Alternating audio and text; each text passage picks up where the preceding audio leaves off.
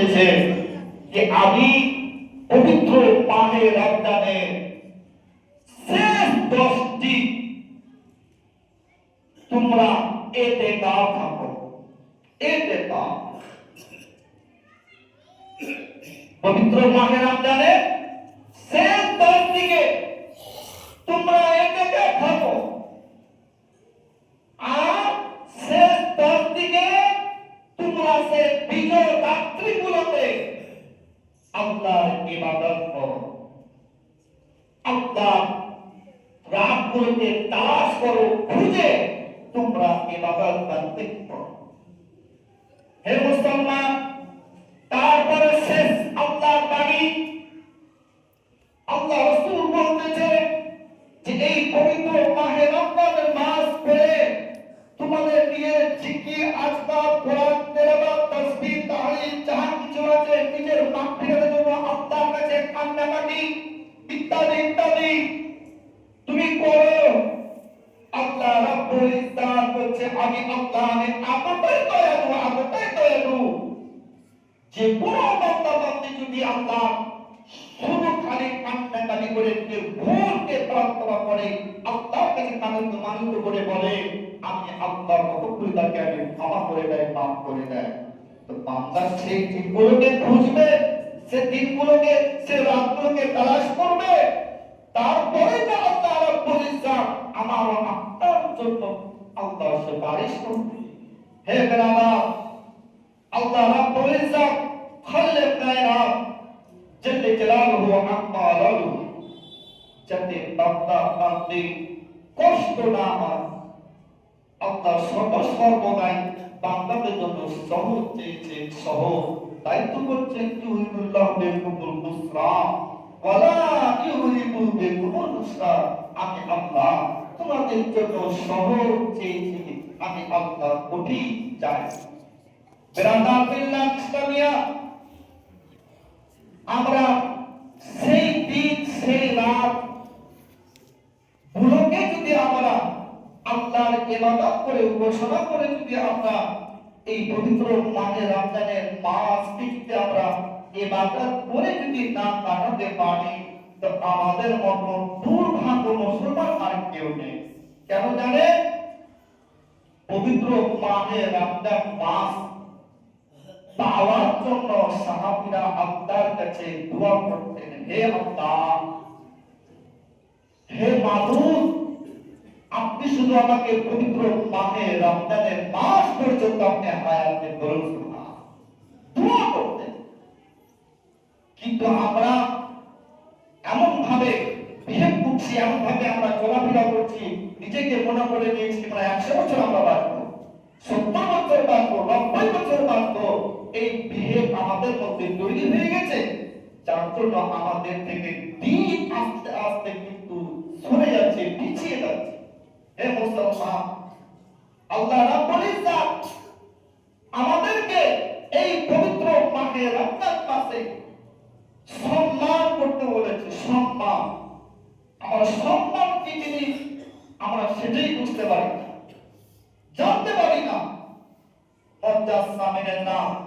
এই জন্য আল্লাহ রাব্বুল ইজ্জাত বলে কোনো ব্যক্তি যদি কোনো রোজাদারকে যদি বেরোজগার ব্যক্তি যদি সম্মান করে, সম্মান দেয় যে আমি রোজা নাই, উনি রোজা আছে, এই সম্মানটুকু যদি করে আল্লাহ রাব্বুল ইজ্জাত খুশি হন ওই সম্মান করার কারণে। মজা আরেকটি কথা, পবিত্র মাহে রমজানের মাস চলছে, আল্লাহ বলছেন আকিমুস সালাত ওয়া আতুস যাকাত, তোমার নামাজ পড়ো, যাকাত দাও। যাকাত আপনারা দিচ্ছেন? যাকাত হচ্ছে আপনার ধন সম্পদ থেকে মালকে পবিত্র করা, মালকে পবিত্র করা। যদি আমরা যাকাত যদি সঠিকভাবে না দেই, না পালন করি, তাহলে আপনার মাল, ধন, সম্পদ কিন্তু নাপাক থেকে যাবে, পবিত্র হবে না। পবিত্র করতে গেলে আপনাকে সুবহানাল্লাহ ধন সম্পদ থেকে কিন্তু যাকাত কিন্তু দিতে হবে। আমি আপনি বলছি যে এটা আমার সম্পদ, আমার মাল, আমার মাল, আল্লাহ করছে, আমি জানি তোমার মাল, কিন্তু সেখানে আল্লাহর মালও ঢুকে আছে, যেটা তুমি এখনো পর্যন্ত আদায় করনি, এখনো পর্যন্ত তুমি বের করনি, এখনো পর্যন্ত তুমি আদায় করনি।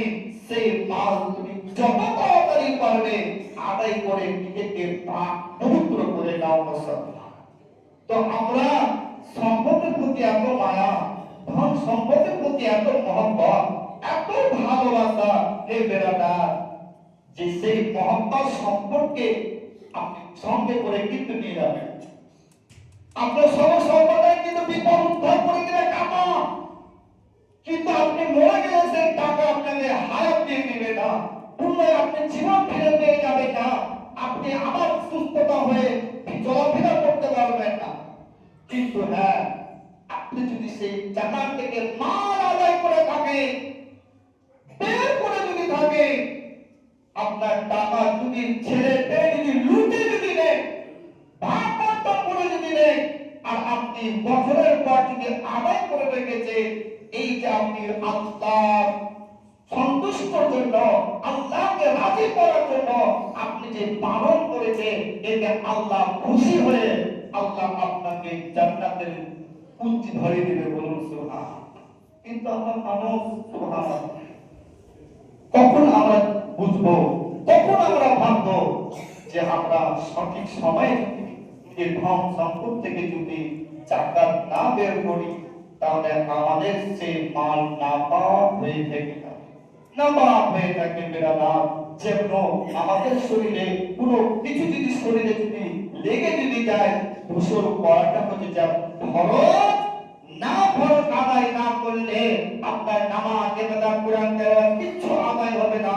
তেমনি ধন সম্পদ থেকে জাকাত না বের করলে আপনার ইবাদত পর্যন্ত কবুল হবে না। তাই বেরাদার, আপনাদের প্রত্যেককে বলবো, যাদের উপরে জাকাত খরচ হয়ে গেছে, অবশ্যই অবশ্যই পালন করুন। এটা হচ্ছে আল্লাহর বিধান, আল্লাহর হুকুম, আল্লাহর আদেশ। আমার আপনার আদেশ নয়, আমার আপনার মন করা কথা চলবে না, চলবে আল্লাহর বাণীর কথা, শরীয়তের কথা, কোরআনের কথা, হাদিসের কথা। তাই মুসলমান, সত্যিকারে যদি আপনি মুমিন হন, তাহলে আপনার জন্য একটুকু ভিতরে কৃপণতা থাকবে না, অহিলতা থাকবে না।